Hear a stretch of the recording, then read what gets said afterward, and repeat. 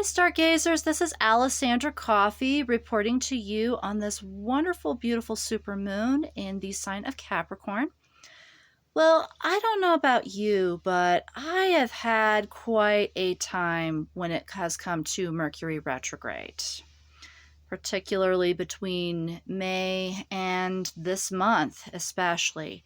It could be that my Mercury placement is within Virgo, whereas Mercury retrograde happened right outside of Gemini.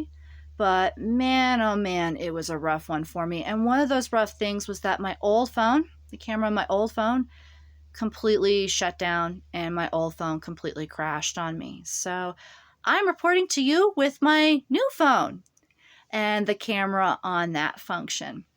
So I do want to just apologize for the delay with the Synastry Chart. Boy, say that 10 times fast. The Synastry Chart between Sutton and Garcelle Beauvais. So that's what I will be bringing to you today as well. So without further ado, let's go ahead. I just want to say a couple things first. So even though I tried to access the astrology party that Erica had held last year on the Real Housewives of Beverly Hills for everybody, I could not find that episode for the life of me. And I could not find anything that detailed everyone's ascendant, moon, and sun sign from that episode. So I actually pulled up, so with Garcelle and Sutton today, I pulled up their general chart, some of which may conflict with what the astrologer had mentioned, some of which might stay in line with what the astrologer had mentioned. I just feel that even with the general charts, we can still see a lot when it comes down to Sutton and also Garcelle's friendship, which, as we've seen within the season, they've actually formed a very interesting friendship, which is kind of, like I said, I love exploring that. Secondly, as well, too, I will be trying to show you the chart as much as possible. The chart being on my laptop down below here.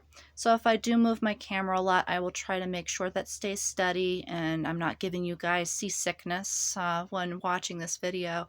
But I just feel that with Synastry, it would be best to show a good visual and pair that visual with what I'm speaking about, because it can get a little technical sometimes. So without further ado, let's go ahead and see that friendship between Garcelle Beauvais and Sutton from the Real Housewives of Beverly Hills. So I'll go ahead and just show you the chart really quickly.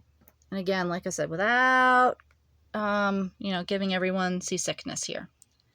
All right. So as you can see here, this is a Synastry chart and what we mean by Synastry astrology or composite charts. Now, when it comes down to what I'm going to be reading today and showing for you today, particularly when it comes to the sun signs, Garcelle's in the middle. She's in the blue. And Sutton's outside. She's going to be in the red. I just felt like Garcelle was really a good focal point, so I put her in the center, decided to put her in the center. She's just a very interesting person on the show. So is Sutton. Sutton's equally interesting, but I just thought I'd put her on the periphery to kind of understand the dynamic. I also felt like Garcelle should have been in the center because she really admires Sutton, and it's really kind of like from her viewpoint and her perspective, but that's me. That's kind of like what I like to do. Today what we'll be focusing on are Garcelle's sun, so her sun signs, and as we could see, there's a ton of planetary alignment that is associated with it. And then we'll also focus on Sutton's sun, and look at this. A lot of planetary alignment there too. So I'd just love to explore that for today. Part 2 will be focusing on the individual's moon and their moon signs, and then I'm just going to show you really quickly. There's still a lot of planetary stuff that goes on around their moon positions, and also just explore their house positions as well too. But before I get into all of that, let's go ahead and introduce both Garcelle and Sutton astrologically. So now we know about the ladies on the show, where, Garcelle seems to be holding a grudge when it has come to last year with Denise and Rinna and their arguments in their fight. It seems like she takes, Denise's side. We seem to be seeing a lot of the surface with Garcelle. And we also see the same with Sutton. Sutton, she seems to be, as Garcelle had mentioned, kind of kooky, kind of strange, kind of whimsical. I'd say eccentric more than anything.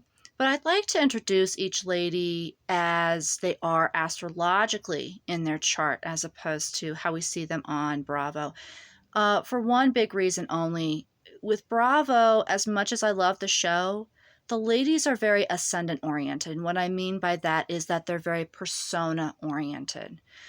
What we might be seeing with Garcelle, what we might be seeing with Sutton is just their ascendants only. And as we all know, we might see a little bit of their sun sign, but mainly with the show, because it's surface based and it's very appearance based and very personality based, we're seeing a lot of ascendant and surface attributes of the individuals.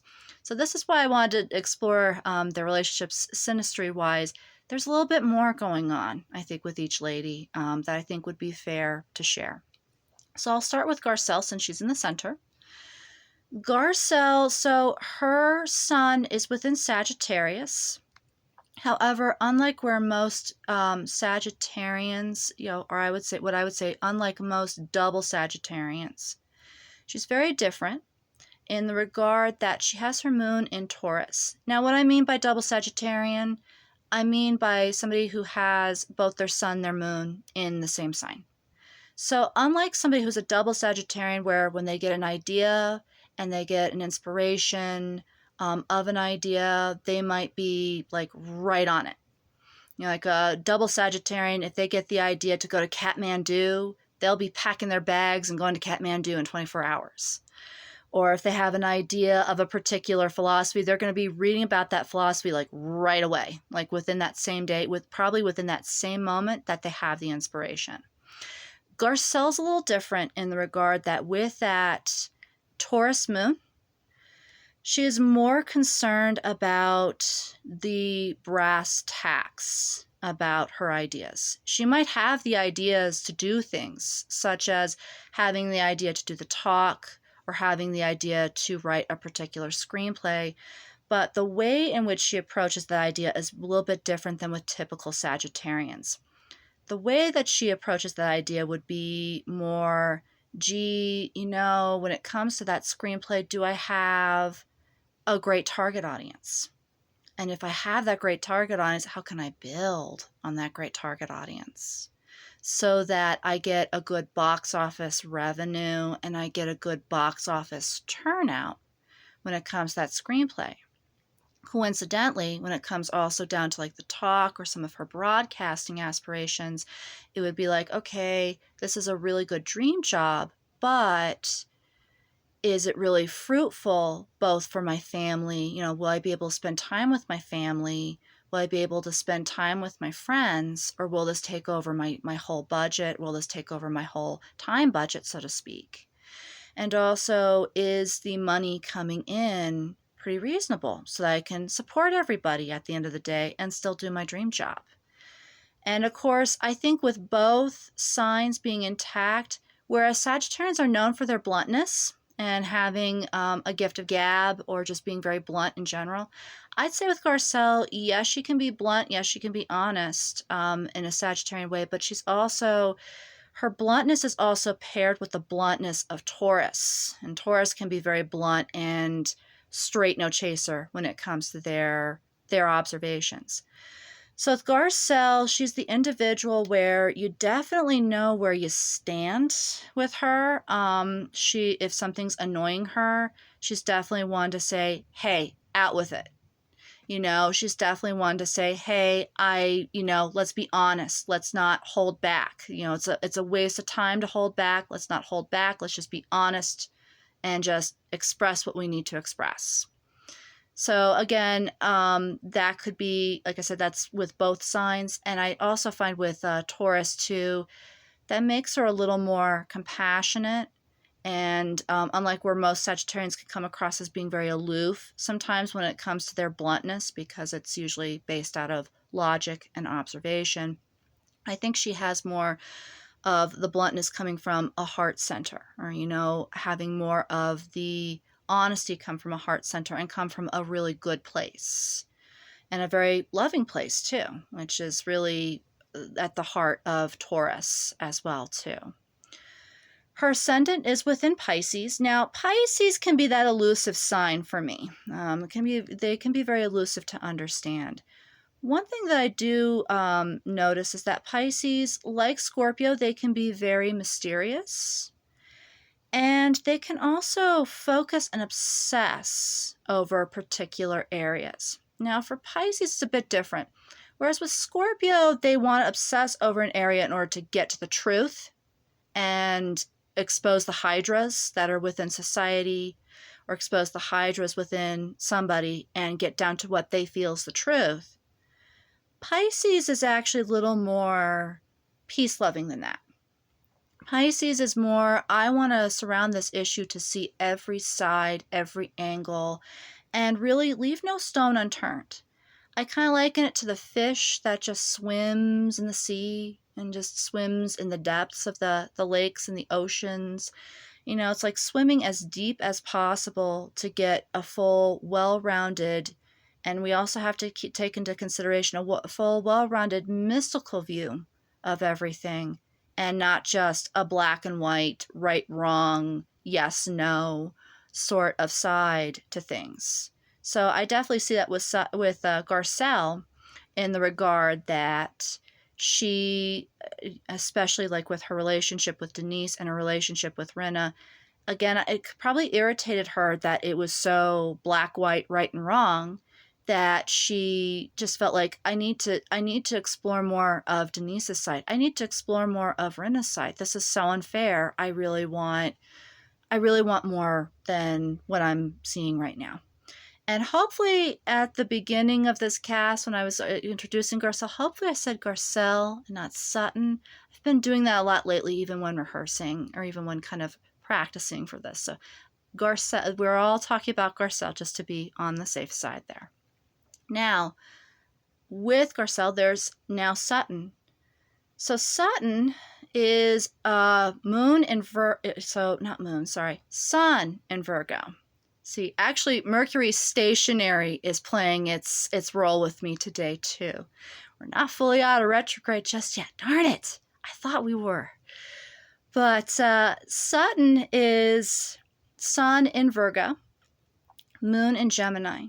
So what that means is, unlike where somebody who is a double Virgo, they would be more kind of like an Enneagram 1, where they're more about keeping the structure of society intact, also making sure that everything is well presented, everything is as perfect as it can possibly be, everything is well structured and well ordered as it possibly can be. We do see that side of Sutton on the show, but I think really she is unlike a typical Virgo in the regard that she has that moon in Gemini, which coincidentally is ruled by Mercury. So is Virgo. So we have some mercurial energy with her. What we see a lot of, or what I tend to see a lot of in her chart, is that out comes a very frank statement, and it's paired with a lot of repression from that Virgo sun. And a lot of, oh my God, what were you thinking? You shouldn't have said that. You shouldn't have said what you should have said. Why did you do that? Why? And really, with somebody who has this placement, what I just recommend to them, is a little bit of recommendation for Sutton. Don't beat yourself up too much. It's really not healthy.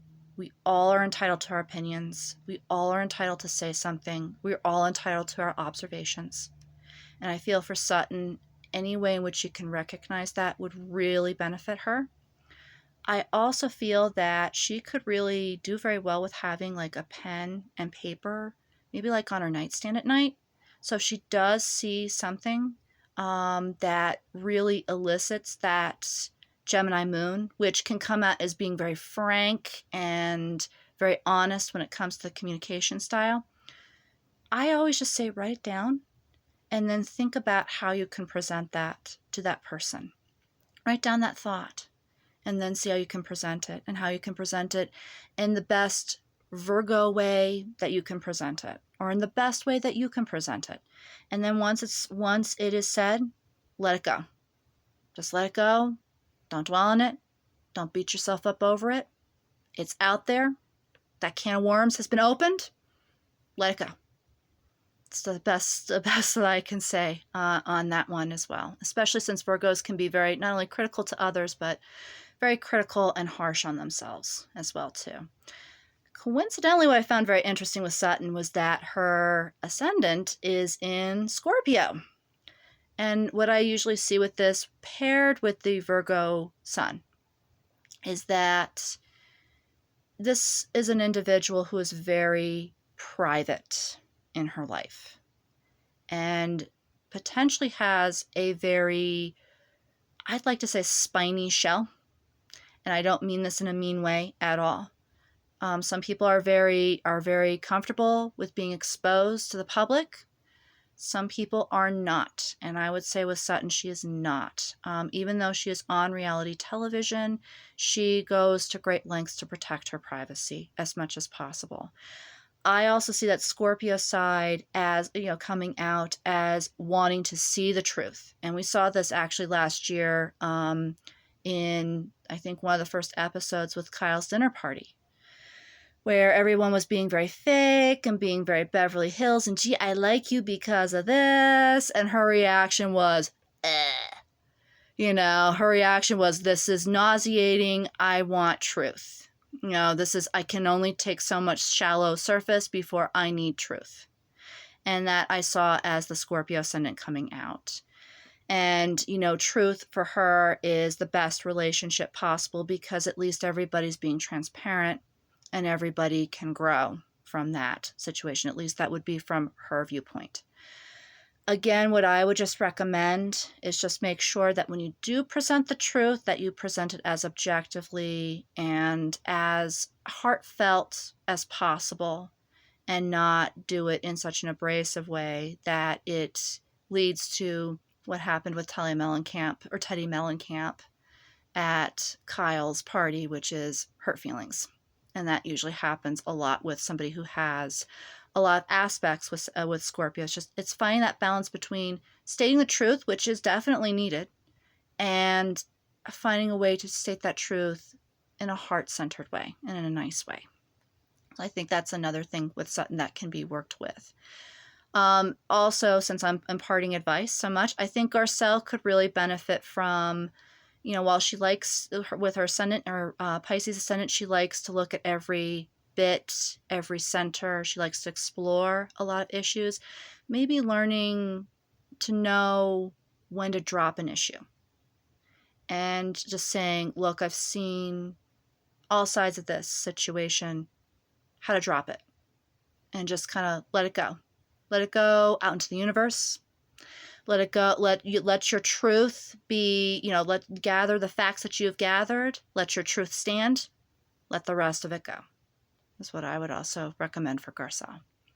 All right. So without further ado, let's go ahead and explore that chart again. All right. Let's see if my laptop has shut off for a moment.